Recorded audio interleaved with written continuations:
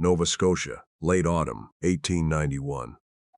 The lighthouse at Crestfall Point had stood on that granite headland for 40 years, and Bennett Hale had kept it for the last 11. The lamp turned through its rotations without complaint. The log was filled in every morning, the oil checked every evening, and the fog signal wound before every storm. A man could measure his grief in such routines if he kept at them long enough. Bennett was 43 years old and had not spoken to anyone who mattered in 6 years. The village of Dunmore sat 3 miles south along the coast road, close enough that its church bell reached him on still mornings. Far enough that no one came without a reason. The keeper's cottage hugged the base of the tower, its stone walls thick as a ship's hull, its windows salt-glazed from a decade of Atlantic weather. Inside, a single lamp burned on the table where Bennett ate his supper, read his tide charts, and thought about nothing if he could manage it. Mrs. Elspeth Purdy came up from the village on Tuesdays, with bread and salt cod, and whatever news she thought worth repeating. She had a gift for reading silence, and usually left without pressing. "You eat less every winter," she said one Tuesday in November, eyeing the untouched half of a loaf she'd brought the week before. "I eat enough," Bennett said, not looking up from the chart he was correcting. "A rock eats nothing and survives winter fine," she replied. "That doesn't make it healthy." He almost smiled. It surprised him. She set down her basket and pulled her shawl tighter. Through the window behind him, the Atlantic ran gray and endless under a low sky. Gulls hung motionless in the wind off the headland. "She's been gone 6 years, Bennett," Mrs. Purdy said, quietly enough that she might have been talking to herself. "I know how long it's been." "Then maybe act like a man who intends to keep going." He didn't answer. She didn't wait for one. She set a jar of preserved beets on the table, picked up her basket, and left him to the charts and the turning lamp above. That was a Tuesday in early November. By Saturday, the storm that had been building off Sable Island arrived. It came in after midnight, proper and violent, the kind of storm that reminded the coast it was still the coast. Bennett climbed the tower 3 times that night to check the lamp, his boots loud on the iron stairs, the wind pressing hard at the glass above. The beam swept out over black water and came back with nothing. He went down, waited, climbed again. That was the work. He was good at the work. By dawn the wind had eased to something merely unpleasant. The sea was still rough, rolling gray-green swells that caught what pale light filtered through the overcast. Bennett stood on the headland with his coffee going cold in his hand, watching the water. That was when he saw the boy. He was sitting on the rocks below the path that wound down from the lighthouse, perhaps 20 feet above the tide line. Small, 8, maybe 9 years old. His coat was wet through, one boot missing, and he was hunched over something in his lap with the absolute stillness of a child trying very hard not to cry. Bennett was down the path before he'd fully decided to go. "Hey," he said, stopping a few feet away so as not to startle him. The boy looked up. His face was pale with cold, his dark hair plastered flat against his forehead. His eyes were light brown and enormous, and held a kind of careful composure that belonged to children who had learned not to show too much. "Morning," the boy said. His voice was steadier than it had any right to be. "You're soaked," Bennett said. "Yes, sir. Where'd you come from?"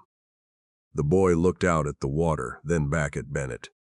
"The dinghy went over in the dark. I held onto a rock until it got light enough to climb up." He'd said it simply, the way you report a fact that has already happened and cannot be changed. Bennett crouched so they were level. The boy was clutching something to his chest, a leather satchel, soaked dark, buckle still fastened. "Is there anyone else out there?" "No, sir. It was just me and my mother." The words landed quiet and heavy as stones. "Your mother," Bennett said carefully.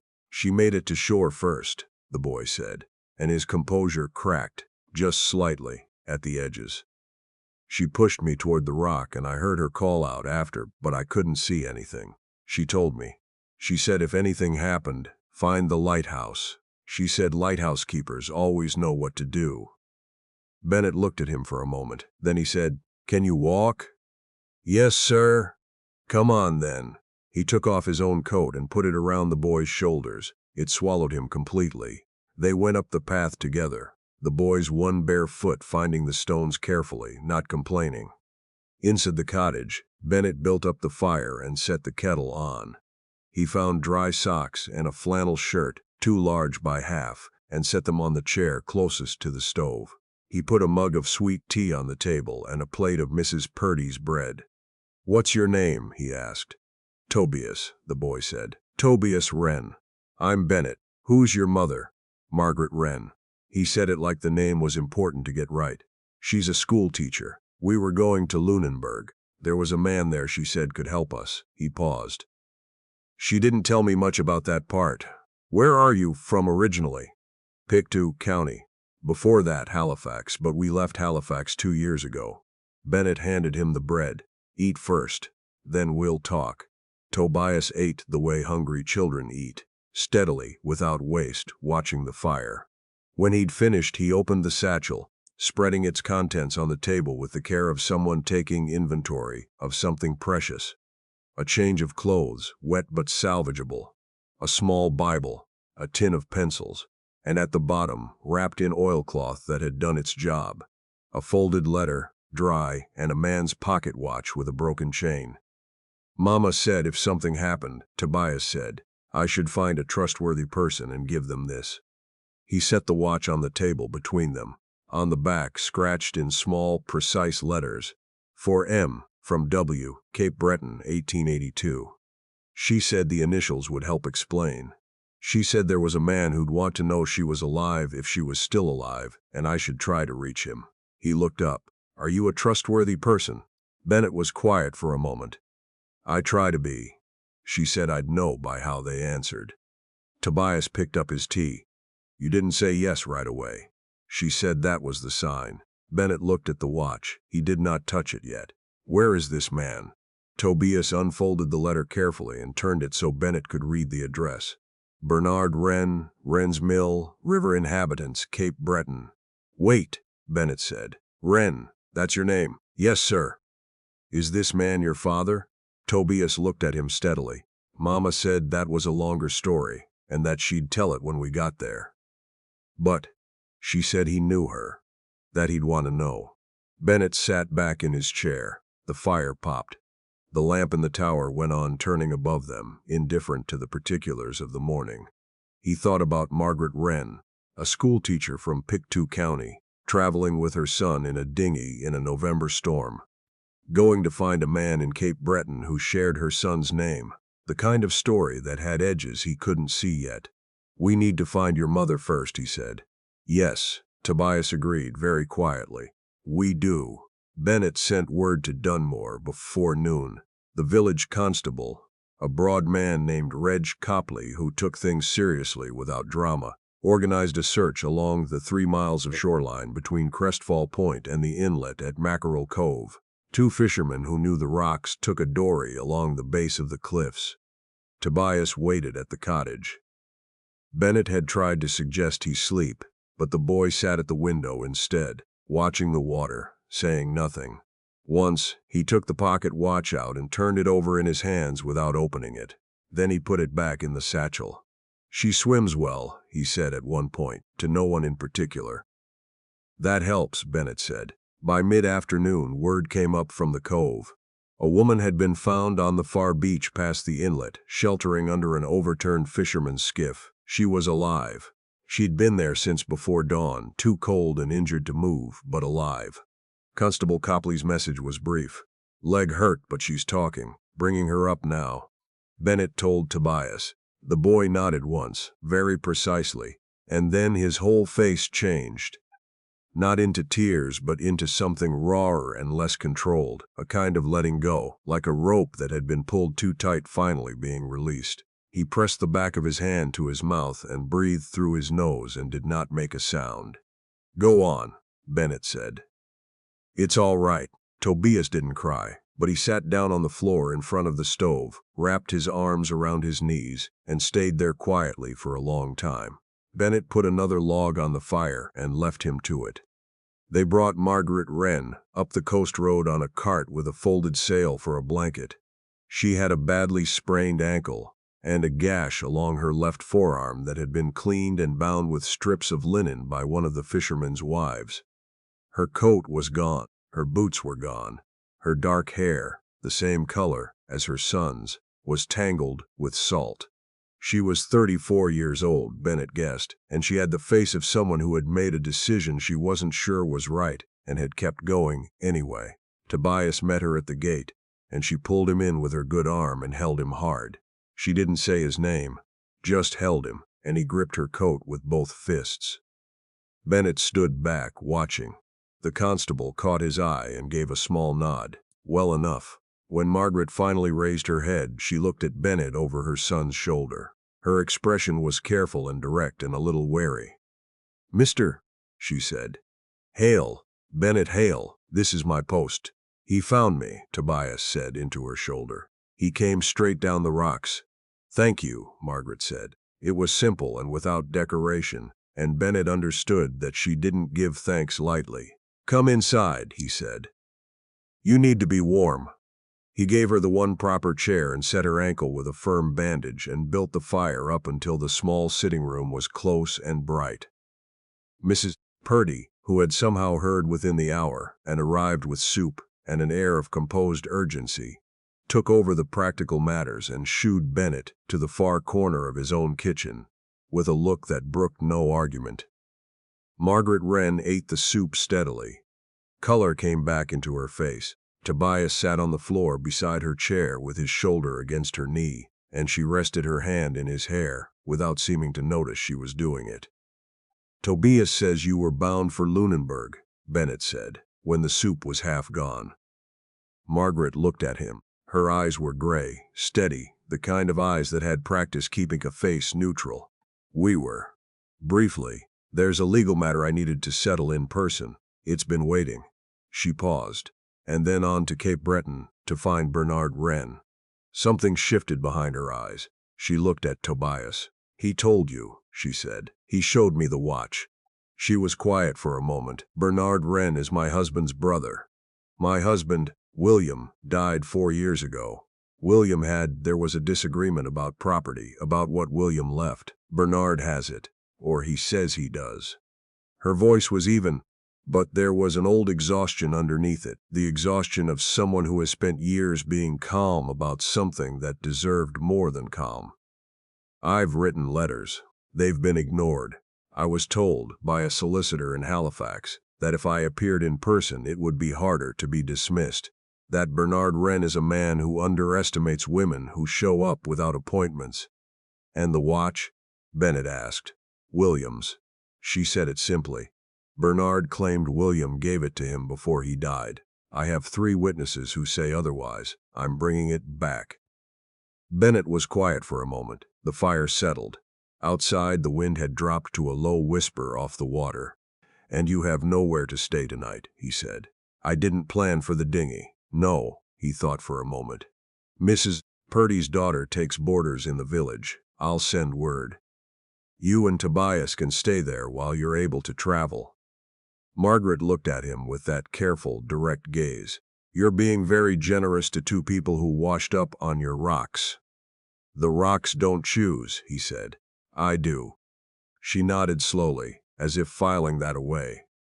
Mrs. Purdy organized everything with the pleasant efficiency of someone who had wanted something useful to do for years. By evening, Margaret and Tobias were settled in the 2 small rooms above the Purdy daughters' kitchen in Dunmore. Bennett walked back up to the lighthouse. In the dark, the beam sweeping overhead as he came through the gate, he stood in the kitchen and looked at the table, which still held the marks of breakfast and tea and a morning that had not been ordinary. He poured himself a small glass of whiskey and stood at the window. He hadn't thought about anything other than the work and the weather for 6 years. That was by design. He thought about it now. He went up to check the lamp. He wound the mechanism, wiped the lens, wrote the entry in the log. He stood at the gallery rail in the dark and watched the beam go out over the water, sweeping its long white arm across the surface, finding nothing but coming back anyway. "Find the lighthouse," she had told her son. He went back down and slept better than he had in months. Margaret came to the lighthouse the next afternoon, on borrowed crutches, with Tobias a careful step behind her. The ankle was better, but not ready. She knocked on the open door of the cottage and waited. "You didn't have to come up," Bennett said. "I wanted to thank you properly, and Tobias has something to ask." The boy stepped forward with some seriousness. "Could I see the lamp? The one at the top?" "You can." They climbed the tower together, Margaret managing the iron stairs with effort and saying nothing about it. At the top, Tobias went to the glass and looked out over the coast. The dark rocks, the gray water, the thin line of the village 3 miles south. "Is it always this quiet up here?" he asked. "Quieter when the wind's down," Bennett said. "I like it." Tobias pressed his palm flat to the glass. "You can see where everything is from here, that's the point." Margaret stood at the gallery door, the wind catching her hair. She looked north toward the open Atlantic. Bennett watched her look and understood, in the way you understand things about certain people without being told, that she had been carrying something heavy for a long time, and was very practiced at carrying it so it didn't show. "How do you get to Cape Breton from here?" she asked. "Coastal steamer from Guysborough goes twice a week, calls at Port Hawkesbury. You'd take the road from there. Do you know anyone in river inhabitants?" "No. But I know men who know men. If you need letters of introduction, I can write them." She turned and looked at him. "Why?" "Because what you're doing is right," he said. "And because you're going to walk into a room with Bernard Wren and whatever legal arrangement he's constructed, and it helps to arrive with paper that has someone else's name on it." Margaret was quiet for a moment. The wind moved between them. "I lost my husband," she said. "I lost the house in the proceeding afterward. I've been teaching school in places that needed a teacher, and moving along when they found a cheaper option. I've been doing that for 4 years. She said it without self-pity, the way you say a fact about geography. "I am going to Cape Breton, and I am going to get back what William left us, and then I am going to find a town with a school that wants a good teacher, and I am going to stay in one place." "That sounds like a sound plan," Bennett said. "It requires arriving in one piece. Then we'll make sure you do." She looked at him with that steady, slightly wary look, as if she were still deciding how much to trust it. He let her look. He wasn't going anywhere. He wrote the letters that evening. To a man in Port Hawkesbury, who ran a respectable boarding house, and knew the road to river inhabitants, and to a justice of the peace in Inverness County who owed Bennett a courtesy, and would know how to assess a property claim made in bad faith. He sealed them with care and addressed them in a clear hand. He also wrote, separately and more briefly, to his own solicitor in Halifax, describing the situation. He had not used the man's services in years. He sent that one first, over the following 5 days, while Margaret's ankle mended enough to bear weight. She and Tobias came up to the lighthouse each afternoon. Tobias had developed a precise interest in the fog signal mechanism, and asked about it with the methodical attention of a child who intends to understand things fully before moving on. Margaret helped Bennett repair a section of the railing on the cottage roof that had come loose in the storm, working steadily with her good hand while Bennett held the boards. On the 3rd day he made supper, salt fish and potatoes, and a pot of spruce tea that Tobias regarded with suspicion before drinking. The 3 of them sat at the small kitchen table and talked about ordinary things. The mechanics of a lighthouse, the schools Margaret had taught in, the particular difficulty of teaching a mixed-age classroom in a one-room building when the older children had decided they were above being interested. "Tobias reads very well," Bennett observed. "He does," Margaret agreed. "Better than I did at his age." "I read to myself at night," Tobias said matter-of-factly, "when Mama was too tired to." Margaret looked at her son with an expression that contained several things at once. "That's true," she said. On the 4th evening, when Tobias had gone to sit on the rocks below and throw pebbles at the retreating tide, Margaret sat on the low wall outside the cottage and watched him. He hasn't had much in the way of constancy, she said. He seems solid enough, Bennett replied. He is. He's better at it than I am. She pulled her coat tighter. When William died, I kept thinking it would get easier to explain to Tobias what had happened to his father, what was ours and wasn't anymore, why we kept moving. She was quiet for a moment. You stop explaining after a while. You just keep going, and you hope the child picks up what he needs to from watching you. That's not a bad way to teach, Bennett said. She looked at him. You sound like you know something about loss. My wife, he said, 6 years ago. Fever. He said it the way you say something that has been said many times and has worn smooth with saying, but still costs something. She was 31. Margaret was quiet.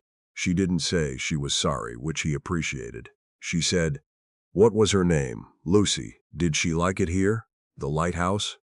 "She loved it," he said, and that was harder to say than her name somehow. She said she liked being able to see all the weather coming before it arrived. Margaret looked out at the water, where the last of the day's light was sliding off the surface. "I think she was right," she said softly.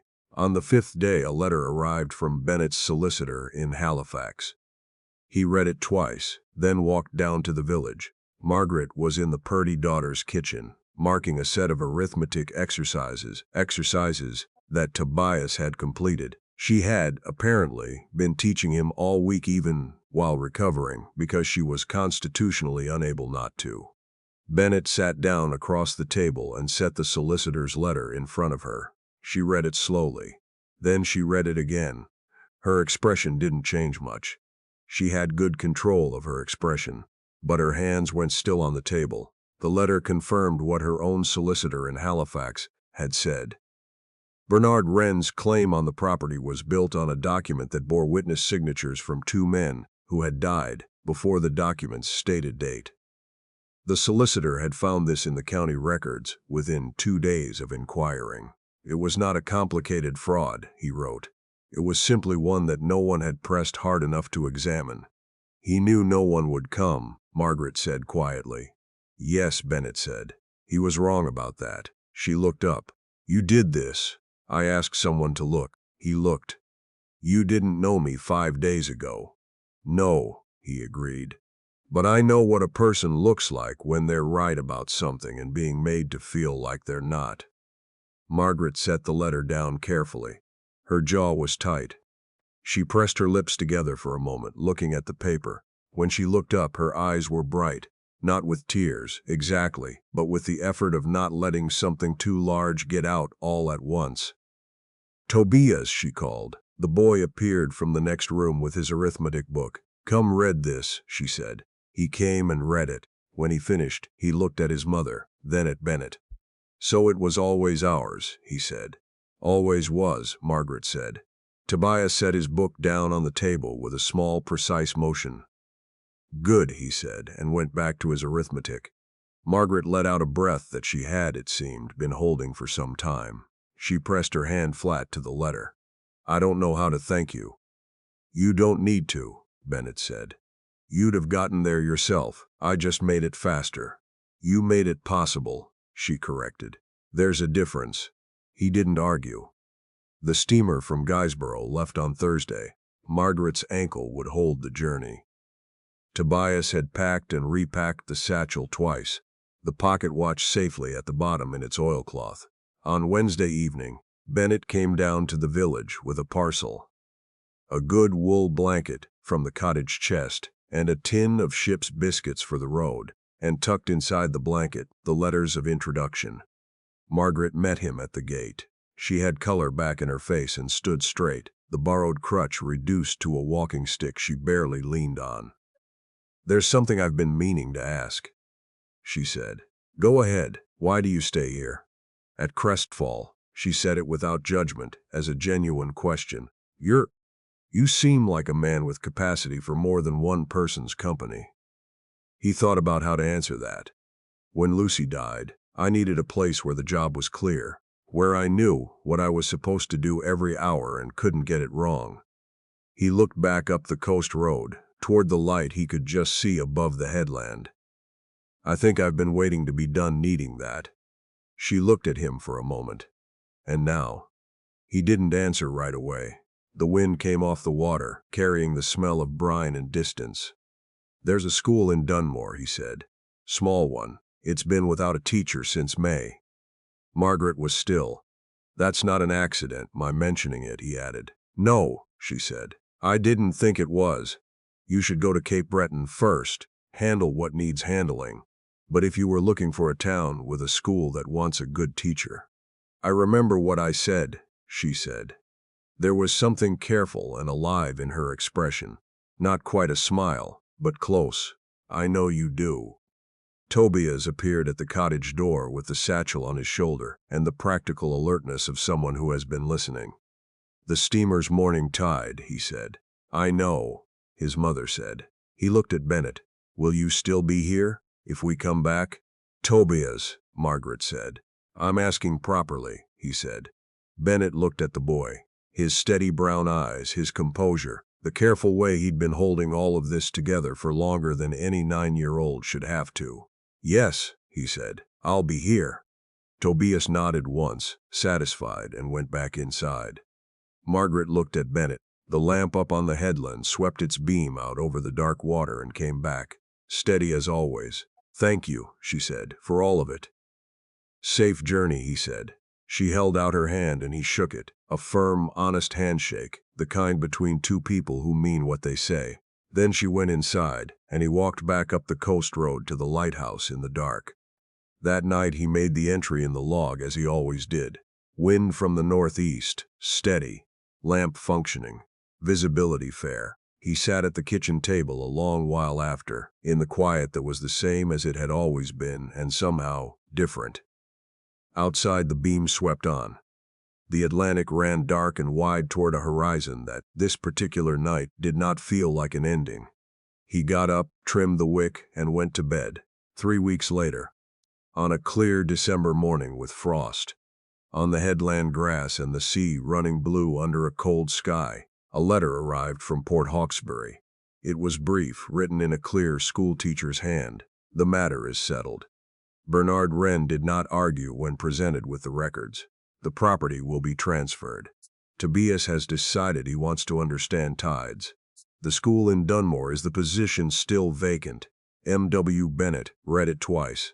Then he set it on the table, went to the cupboard, and took out 2 cups. He filled the kettle and put it on the stove, though there was no one yet to drink with. He looked at the cups for a moment, the fire making them warm in its light, the sound of the water beginning to heat. Through the window, the lighthouse beam turned on, steady and faithful as ever. But for the first time in 6 years, Bennett Hale was thinking about what the mornings would look like when the light was already on when he came downstairs. He picked up the letter again, turned to the small writing desk in the corner, and wrote back.